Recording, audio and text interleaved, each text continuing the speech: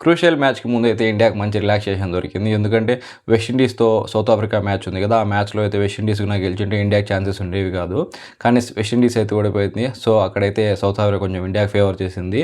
దాని తర్వాత జరిగిన మ్యాచ్ కాబట్టి ఇండియా కొంచెం రిలాక్స్‌డ్‌గానే ఆడింది. ముఖ్యంగా ఎవరెలా ఆడాలనుకోని మంచి ప్లాన్‌తో వచ్చి మంచిగా అయితే ఎగ్జిక్యూట్ చేశారు. సో, ఇక్కడైతే స్టేడియం కూడా మారింది. చిదంబరం స్టేడియం. సో, ఇక్కడ మంచిగా స్పిన్‌కి అనుకూలంగా ఉంటుంది. కానీ నిన్నైతే స్పిన్‌కి కూడా అంత అనుకూలంగా ఏం లేదు. సో, ఇటువంటి పిచ్ మీద స్కోర్ కొట్టడం కష్టమే ఇంతకుముందు ఫాస్ట్ మ్యాచ్‌ల్లో. కానీ పిచ్ పూర్తిగా చేంజ్ అయినట్టుంది. ఎందుకంటే 20 ఓవర్స్ మ్యాచ్‌లో వచ్చేసి 250 అంటే పిచ్ చాలా బాగా బ్యాటింగ్ అనుకూలించినట్టు. సో, నేను అదే జరిగింది. జింబాబ్వే అయితే పాపం ఫీల్డింగ్ తీసుకున్నారు. బ్యాటింగ్ తీసుకుంటే బాగుండేది వాళ్ళు. సో, దానికి దబిడి దిబిడి అయిపోయింది. ఇండియా అయితే ఒక టాప్ స్కోర్ చేసింది 256. ఇక్కడ వచ్చి ప్రతి బ్యాట్స్మెన్ వచ్చేసి సూపర్గా ఆడారు. ఎందుకంటే వాళ్ళని చాలా క్రిటిసిజం చేశారు కదా స్టార్టింగ్ నుంచి సరిగా ఆడడం లేదు, అవన్నీ సీరియస్గా తీసుకున్నట్టున్నారు పర్సనల్గా. సంజు శాంసన్ కూడా మంచి ఎంట్రీ ఇచ్చాడు, 24 కొట్టాడు. కానీ అతను తొందరగా అవుట్ అయిపోయాడు. తర్వాత వచ్చిన అభిషేక్ శర్మ డకౌట్లు తర్వాత అయితే మంచి ఇన్నింగ్స్ ఆడాడు, 55. తర్వాత ఇషాన్ కిషన్ కూడా పర్వాలేదు అనిపించాడు, 38. అది కూడా మంచి స్ట్రైక్ రేట్తో.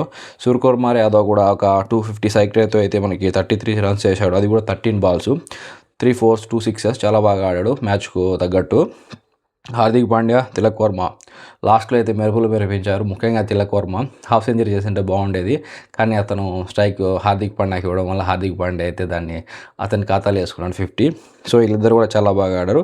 తిలక్ వర్మ ముఖ్యంగా 3 4లు 4 6లు అయితే చాలా బాగా ఆడాడు. అతను మామూలుగా స్ట్రైక్ రేట్ మీద కామెంట్స్ జరుగుతున్నాయి కదా, సో దాని మీద అయితే చాలా బాగా ఆడాడు ఇతను. సో, దాని అయితే కొంచెం చెరిపేదాన్ని ట్రై చేశాడు. తర్వాత వచ్చిన హార్దిక్ పాండ్యా కూడా చాలా బాగా ఆడాడు, 50 రన్స్ అయితే కొట్టాడు దగ్గర 23 బాల్స్లో. సో, బాల్స్ పరంగా చూసుకుంటే తిలక్ వర్మ తక్కువ బాల్స్ హార్దిక్ పాండ్యా కంటే ఫేస్ చేసి 44 కొట్టాడు, 3 4 4 6s. చాలా బాగా ఆడాడు ఇతను మాత్రం. ఇలాగే ఆడితే ఫ్యూచర్లో చాలా మంచి పేరు అయితే వస్తుంది. ఇప్పుడైతే మంచి పేరు లేదని కాదు, కాకపోతే కొంచెం స్ట్రైక్ రేట్ వల్ల అయితే నెగిటివ్ ఉంది. సో, దాన్ని అయితే చెరపాలనుకుంటున్నట్టు కనిపిస్తున్నాడు. బౌలింగ్ కూడా ఏమంత గొప్పగా లేదు పాపం వాళ్ళది. ప్రతి ఒక్కరు చాలా ఎక్కువ రన్స్ అయితే ఇచ్చారు. నగారావా 4 ఓవర్లలో 62 రన్స్ ఇచ్చినాడు, 15.50 ఎకానమీతో. తర్వాత మొదర్బాని ఎవరు కూడా ఏం పెద్ద ప్రభావం చూపలేకపోయారు. అంతో ఎంతో అంటే సికందర్ రాజా ఒక వికెట్ తీసుకున్నాడు 3 ఓవర్స్లో. తర్వాత రియాన్ బోర్లా అతను కూడా ఒక ఓవర్కి 10 రన్ రేట్తో ఇచ్చాడు. సో, చాలా బాగా ఇండియా డిస్ప్లే అయితే జరిగింది బ్యాటింగ్ది. నెక్స్ట్ జింబాబ్వే తక్కువ స్కోర్లో ఆల్అవుట్ చేసింటే ఇండియా కొంచెం నెట్ రన్ రేట్ పెరిగేది. మామూలుగా వాళ్ళని 108 అలా అయితే ఆల్అవుట్ చేసింటే మనకైతే మంచిగా నెట్ రన్ రేట్ పెరిగేది. కానీ అంత జరగలేదు. ఎందుకంటే వాళ్ళు కూడా చాలా ప్రతిఘటించారు. ముఖ్యంగా వాళ్ళ ఓపెనర్ బెన్నెట్ ఎక్కడ కూడా ఇతనైతే ఇండియాకి వికెట్ ఇవ్వడానికి ట్రై చేయలేదు. ఎందుకంటే అంత బాగా ఆడాడు, 100కి దగ్గరగా వచ్చాడు. పాపం సెంచరీ చేసేట బాగుండేది. అతను వచ్చేసి 97 కొట్టాడు 59 బాల్స్లో. లాస్ట్ వరకు అయితే క్రీజ్లో ఉన్నాడు. ఒక పెద్ద ప్లేయర్ ఎలా ఆడతారు అంత కాన్ఫిడెంట్గా అయితే ఆడాడు. ఫ్యూచర్లో ఇతను పెద్ద స్టార్ కావచ్చు ఒక జింబాబ్వే నుంచి.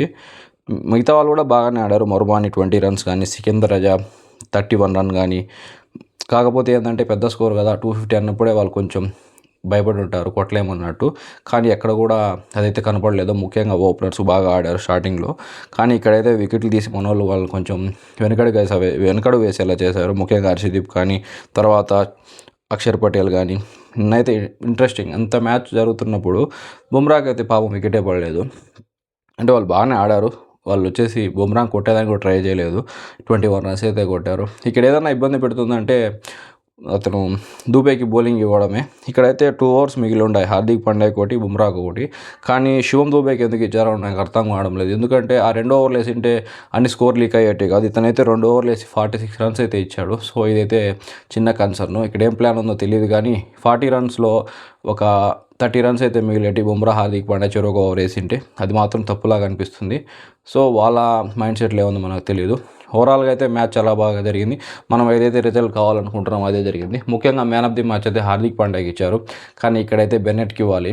ఇక్కడ గెలుపోవటం పక్కన పెడితే బెన్నెట్ చాలా బాగా ఆడాడు. ఇండియా వచ్చేసి లాస్ట్ వరకు పోరాడింది 250 చేసి కూడా. దానికి కారణం ఏంటంటే బెన్నెట్ ఆడిన విధానమే.